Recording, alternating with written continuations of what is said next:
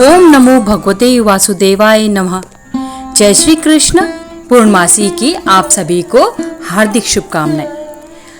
पूर्णमासी की व्रत कथा के अनुसार द्वापर युग में एक समय की बात है कि यशोदा जी ने श्री कृष्ण से कहा, हे कृष्ण, तुम सारे संसार के उत्पन्नकर्ता, पोषक तथा उसके संहार करता हो। आज कोई ऐसा व्रत मुझसे कहो जिसके करने से मृत्यु लोक में स्त्रियों का विधवा होने का भय ना रहे तथा यह व्रत सभी मनुष्यों की मनोकामनाओं को पूर्ण करने वाला हो। श्री कृष्ण कहने लगे, हे माता, तुमने अति सुंदर प्रश्न किया है। मैं तुमसे ऐसे ही व्रत को सविस्तार कहता हूँ। सौभाग्य की प्राप्ति के लिए स्त्रियों को 32 पूर्णिमाओं का व्रत करना चाहिए। इस व्रत के करने से स्त्रियों को सौभाग्य संपत्ति मिलती है। यह व्रत अचल सौभाग्य देने वाला एवं भगवान शिव के प्रति मनुष्य मात्र की भक्ति को बढ़ाने वाला है। यशोदा जी कहने लगी, हे कृष्ण, सर्वप्रथम इस व्रत को मृत्यु लोक में किसने किया था? इसके विषय में विस्तार पूर्वक मुझसे कहो। श्री कृष्ण जी कहने लगे, इस भूमंडल पर एक अत्यंत प्रसिद्ध राजा चंद्रहास से पालित अनेक प्रकार के रत्नों से परिपूर्ण एक नगरी थी जिसका नाम कातिका था। वहाँ पर धनेश्वर नाम का एक ब्राह्मण रहा करता था और उसकी अति सुंदर स्त्री थी। दोनों ही उस नगरी में बड़े प्रेम के साथ रहा करते थे। घर में धन धान्य की कमी नहीं थी। उनको एक बहुत बड़ा दुख था कि उनकी कोई संतान नहीं थी। इस वजह से वह अत्यंत दुखी रहते थे। एक समय एक बड़ा तपस्वी योगी उस नगरी में आया। वह योगी उस ब्राह्मण के घर को छोड़कर अन्य सभी घरों से भिक्षा लाकर भोजन किया करता था। रूपवती से वह भिक्षा नहीं लिया करता था। उस योगी ने एक दिन रूपवती से भिक्षा ना लेकर किसी अन्य घर से भिक्षा लेकर गंगा किनारे जाकर भिक्षान्न को प्रेम पूर्वक खा रहा था कि धनेश्वर ने योगी का यह सब कार्य किसी प्रकार से देख लिया। अपनी भिक्षा के अनादर से दुखी होकर धनेश्वर योगी से बोला, महात्मन, आप सब घरों से भिक्षा लेते हैं परंतु मेरे घर की भिक्षा कभी नहीं लेते। इसका क्या कारण है? योगी ने कहा कि निसंतान के घर की भीख पतितों के अन्न के तुल्य होती है और जो पतितों का अन्न खाता है वह भी पतित हो जाता है। क्योंकि तुम निसंतान हो, अतः पतित हो जाने के भय से मैं तुम्हारे घर की भिक्षा नहीं लेता। धनेश्वर यह बात सुनकर अपने मन में बहुत दुखी हुआ और हाथ जोड़कर योगी के पैरों पर गिर पड़ा तथा कहने लगा, हे महाराज, यदि ऐसा है तो आप मुझको पुत्र प्राप्ति का कोई उपाय बताइए। आप तो सर्वज्ञ हैं, मुझ पर अवश्य ही यह कृपा कीजिए। धन की मेरे घर में कोई भी कमी नहीं है, लेकिन मैं पुत्र न होने के कारण अत्यंत दुखी हूँ। आप मेरे इस दुख का कोई समाधान बताइए। आप सामर्थ्यवान हैं। यह सुनकर योगी कहने लगे, हे ब्राह्मण, तुम माता चंडी की आराधना करो। घर आकर उसने अपने स्त्री से सारी बातें कही और स्वयं तप के लिए वन में चला गया। वन में जाकर उसने माता चंडी की उपासना की और उपवास किया। माता चंडी ने 16वें दिन उसको स्वप्न में दर्शन दिया और कहा, हे धनेश्वर, जा तेरे पुत्र होगा, परंतु वह 16 वर्ष की आयु में ही मृत्यु को प्राप्त हो जाएगा। यदि तुम दोनों स्त्री पुरुष 32 पूर्णिमाओं का व्रत विधि पूर्वक करोगे तो वह दीर्घायु हो जाएगा। जितनी तुम्हारी सामर्थ्य हो, आटे के दिए बनाकर भगवान शिव जी का पूजन करना। परंतु पूर्णमासी को प्रातःकाल होने पर इस स्थान के समीप ही तुम्हें एक आम का वृक्ष दिखाई देगा। उस पर चढ़कर एक फल तोड़कर शीघ्र अपने घर चले जाना और अपनी स्त्री से सब वृतांत कहना। ऋतु स्नान के पश्चात वह स्वच्छ होकर श्री शंकर जी का ध्यान करके उस फल को खा लेगी। तब शंकर भगवान की कृपा से उसको पुत्र की प्राप्ति होगी। जब वह ब्राह्मण सुबह उठा तो उसने उस स्थान के पास ही एक आम का वृक्ष देखा जिस पर एक अत्यंत सुंदर आम का फल लगा हुआ था। उस ब्राह्मण ने उस आम के वृक्ष पर चढ़कर उस फल को तोड़ने का प्रयत्न किया, परंतु वृक्ष पर कई बार प्रयत्न करने पर भी वह नहीं चढ़ पाया। तब तो उस ब्राह्मण को बहुत चिंता हुई और विघ्न विनाशक श्री गणेश जी की वंदना करने लगा। हे दयानिधे, अपने भक्तों के विघ्नों का नाश करके उनके मंगल कार्य को करने वाले, दुष्टों का नाश करने वाले, रिद्धि सिद्धि को देने वाले, आप मुझ पर कृपा करके इतना बल दें कि मैं अपने मनोरथ को पूर्ण कर सकूं। इस प्रकार गणेश जी की प्रार्थना करने पर उनकी कृपा से धनेश्वर वृक्ष पर चढ़ गया और उसने एक अति सुंदर आम का फल देखा। उसने विचार किया कि जो वरदान से फल मिला है वह यह है और कोई फल दिखाई नहीं देता। उस धनेश्वर ब्राह्मण ने जल्दी से उस फल को तोड़कर अपनी स्त्री को लाकर दिया और उसकी स्त्री ने अपने पति के कहे अनुसार उस फल को खा लिया और वह गर्भवती हो गई। देवी जी की असीम कृपा से उसे एक अत्यंत सुंदर पुत्र उत्पन्न हुआ, जिसका नाम उन्होंने देवीदास रखा। माता पिता के हर्ष और शोक के साथ वह बालक शुक्ल पक्ष के चंद्रमा की तरह अपने पिता के घर में बढ़ने लगा।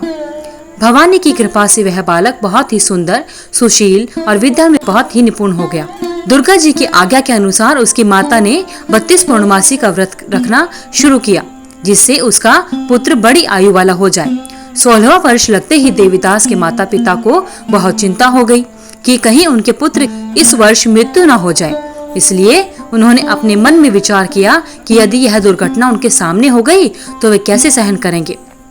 इसलिए उन्होंने देवीदास की मामा को बुलाया और कहा कि हमारी इच्छा है कि देवीदास 1 वर्ष तक काशी में जाकर विद्या प्राप्त करे और उसको अकेला भी नहीं छोड़ना चाहिए।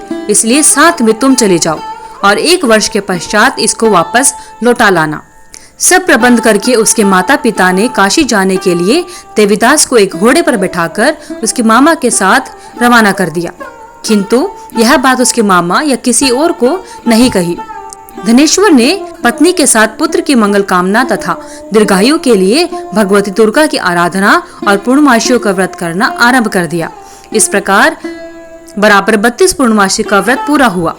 कुछ समय के पश्चात एक दिन वह दोनों मामा और भांजा मार्ग में रात्रि बिताने के लिए किसी गांव में ठहरे हुए थे।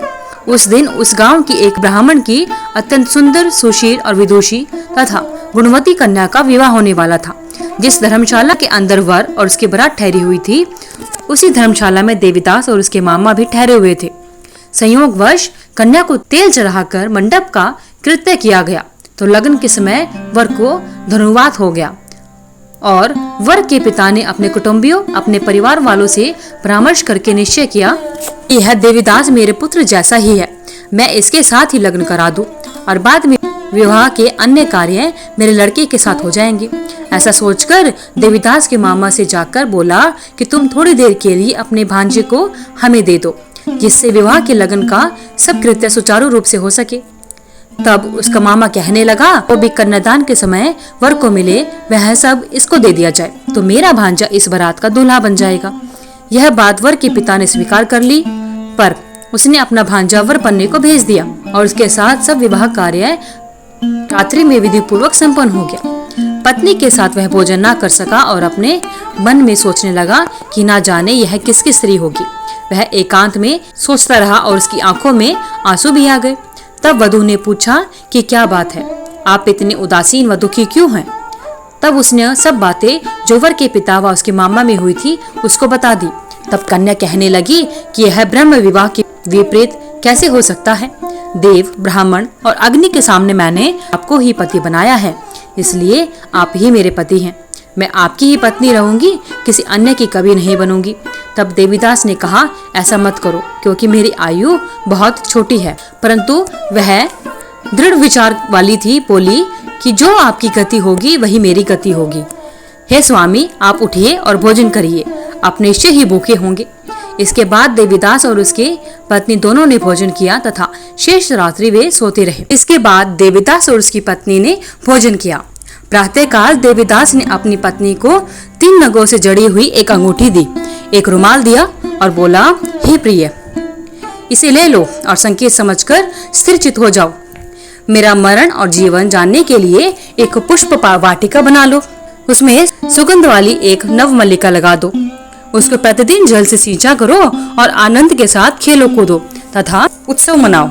जिस समय और जिस दिन मेरा प्राणांत होगा ये फूल सूख जाएंगे और जब ये फिर से हरे हो जाएं तो जान लेना कि मैं जीवित हूँ। यह बात निश्चित करके समझ लेना, इसमें कोई संशय नहीं है। यह समझाकर वह चला गया। प्रातःकाल होते ही वहाँ पर गाजे बाजे बजने लगे और जिस समय विवाह के कार्य समाप्त करने के लिए वर तथा बराती मंडप में आए तो कन्या ने वर को भली प्रकार से देखा और अपने पिता से कहा कि यह मेरा पति नहीं है। मेरा पति वही है जिसके साथ मैं रात्रि में साथ थी, जिसके साथ मैं कल थी। इसके साथ मेरा विवाह नहीं हुआ है। यदि यह वही है तो बताइए कि मैंने इसको क्या दिया, और कन्यादान के समय जो मैंने विभूषण दिए थे वह दिखाए, तथा रात में मैंने क्या गुप्त बातें कही थी वह सब सुनाए, सब कुछ मुझे बताए। पिता ने उसके कथन के अनुसार वर को बुलवाया। कन्या की ऐसा बातें सुनकर वह कहने लगा कि मैं कुछ नहीं जानता। इसके पश्चात लज्जित हो वह वहाँ से चला जाता है तथा सारी बारात भी अपमानित होकर वहाँ से वापस लौट गई। भगवान श्री कृष्ण कहने लगे, हे माता, इस प्रकार देवीदास काशी विद्या प्राप्त करने के लिए चला गया। जब कुछ समय बीत गया तो काल से प्रेरित होकर एक सर्प रात्रि के समय उसको डसने के लिए वहां पर आया।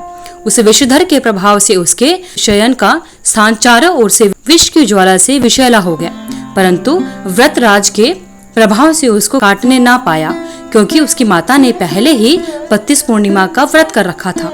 इसके बाद मध्याह्न के समय स्वयंकाल वहां पर आए और उसके शरीर से उसके प्राणों को निकालने का प्रयत्न करने लगे, जिससे वह मूर्छित होकर पृथ्वी पर गिर पड़ा। भगवान की कृपा से उसी समय माता पार्वती जी के साथ शिव शंभु वहां पर आ गए। उसको मूर्छित दशा में देखकर पार्वती जी ने भगवान शंकर से प्रार्थना की कि हे महाराज, इस बालक की माता ने पहले ही 32 पूर्णिमा का व्रत किया था, जिसके प्रभाव से हे भगवान आप इसको प्राणदान दे। भवानी के कहने पर भक्त वत्सल भगवान शिव जी ने उसको प्राणदान दे दिया। इस व्रत के प्रभाव से काल को भी पीछे हटना पड़ा और देवीदास स्वस्थ होकर बैठ गया। उधर उसकी स्त्री उसके काल की प्रतीक्षा किया करती थी। जब उसने देखा कि वह पुष्प वाटिका में फूल को कुछ भी नहीं हो रहा तो उसको अत्यंत आश्चर्य हुआ, और जब वह वैसे ही हरी भरी हो गई तो वह जान गई कि वह जीवित हो गए हैं। वह बहुत प्रसन्न हुई और अपने पिता से कहने लगी कि पिताजी, मेरे पति जीवित हैं, आप उनको ढूंढिए। जब 16वां वर्ष व्यतीत हो गया तो देवीदास भी अपने मामा के साथ काशी चल दिया। इधर उसके ससुर उसको ढूंढने के लिए अपने घर से जाने ही वाले थे कि वह दोनों मामा और भांजा वहां पर आ गए। उसको आया देखकर उसका ससुर बड़ी प्रसन्नता के साथ अपने घर पे उनको लेकर गया। उस समय नगर के निवासी भी वहां पर इकट्ठे हो गए और सबने निश्चय किया कि अवश्य ही इसी बालक के साथ इस कन्या का विवाह हुआ था।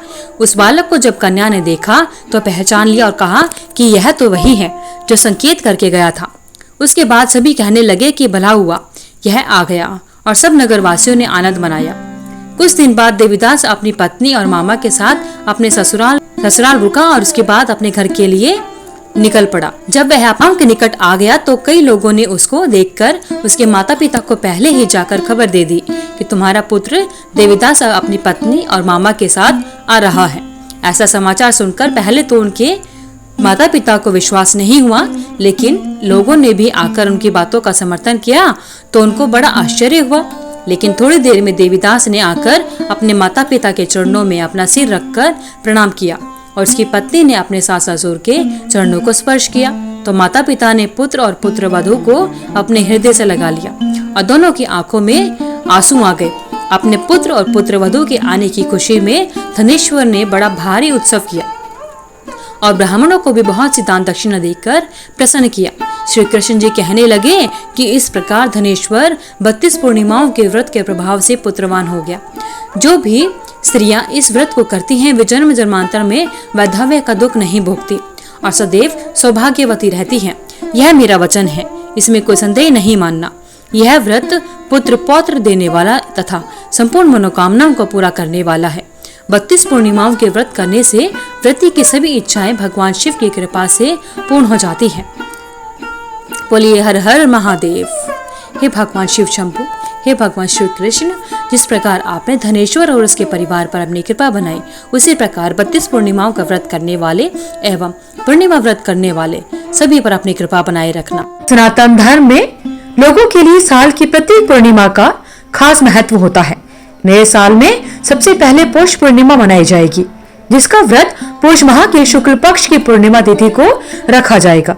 इस दिन किसी पवित्र नदी में स्नान और जरूरतमंद लोगों को दान देना फलदायी माना जाता है। भगवान सत्यनारायण और देवी लक्ष्मी की पूजा भी करते हैं। पूर्णिमा के दिन सत्यनारायण कथा का एवं सत्यनारायण व्रत करना अत्यधिक लाभदायक एवं महत्वपूर्ण होता है। पूर्णिमा व्रत का पारण शाम में चंद्रमा को अर्घ्य देने के बाद किया जाता है। भगवान श्री हरि विष्णु की आप सभी पर कृपा बनी रहे। अगर आपको वीडियो में दी हुई जानकारी अच्छी लगी तो वीडियो को लाइक करें, शेयर करें, चैनल को सब्सक्राइब करके बेल आइकन को जरूर प्रेस करें ताकि आगे आने वाली सभी वीडियोस की नोटिफिकेशन आप तक समय से पहुंचती रहे।